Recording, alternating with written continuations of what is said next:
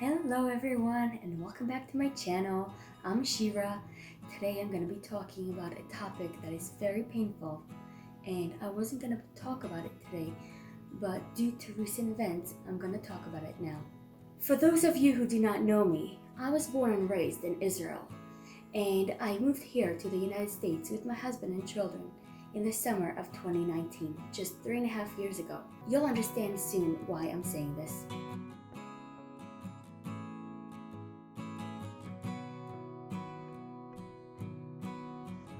In November of 2014, there was a terrible terror attack that took place inside a synagogue in Har Nof, a neighborhood in Jerusalem where I had many friends. 6 innocent people never returned home that day. Right after hearing about the attack, I was obviously extremely worried for the safety of the people I know in that neighborhood, and was frantically trying to get information about who was hurt or worse in this attack. I found out that one of the victims, who sadly did not survive, had the same last name as one of my close friends. Many of the details I heard matched the description of my friend's father. My heart sank to the floor as I burst into tears, crying about this terrible tragedy and about my friend's family whose life is now changed forever. My heart was broken. There are no words to describe how I felt at that time. The pain was real. Later that day, I was informed that it was not my friend's father who lost his life, but someone else who shared the same last name and many other factors. Of course, I felt a relief that this is not my friend's father, but at the same time I knew that this is someone's father. This is a person that has a wife and kids at home who will never have their daddy come back home. I understood that the fact that I do not know this person doesn't make a difference. The pain I should be feeling should be the same. Since then, when these terror attacks happen, I try to remember that feeling I felt when I thought my friend's father was gone, and know that these people are someone's parent, sibling, child, or friend, and they are being affected in a way I cannot understand. I don't let it depress me, but I feel that I must feel the pain so I do not become desensitized, and that their death should not be in vain. I cannot allow it to become normal, because it is not. Violence is never the solution to anything, and more so if it's geared towards innocent people, innocent men, women, and children that are just minding their own business.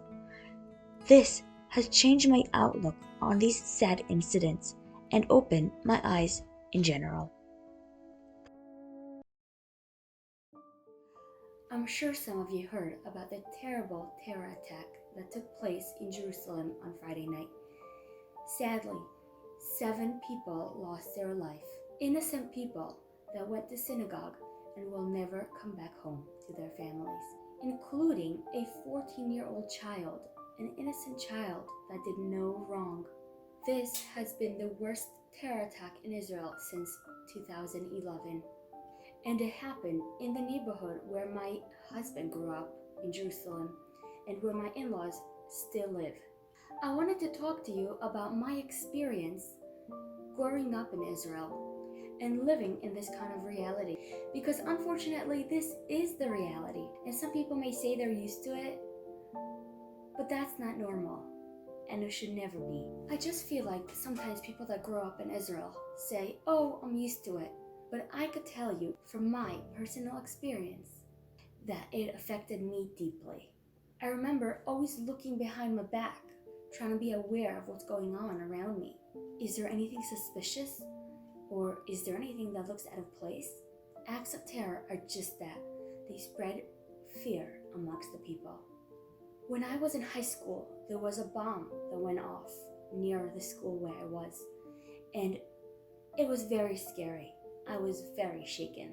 There were times of extreme conflict that I was scared to be standing at the bus stop waiting for a bus to take me home after work. I was always looking around me, trying to come up with an escape route just in case, God forbid, something happened. Not too long ago, our very good friend was on the bus on his way to Jerusalem, and he was stabbed in the back. Thankfully, he survived, but he could have lost his life that day, as the injury was very close to the heart, and by miracle, it did not reach his heart, but he could have died that day. Violence is never the solution to anything, and it's more so if it's geared toward innocent men, women, and children who are just minding their own business.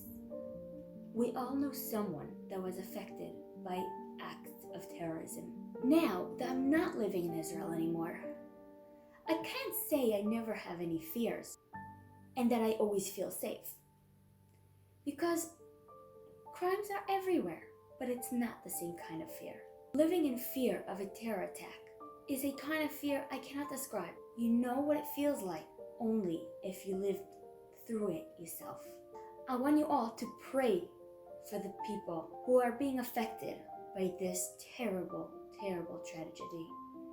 And pray for the people that are injured so they have a quick, full recovery. May there be no more violence in the world.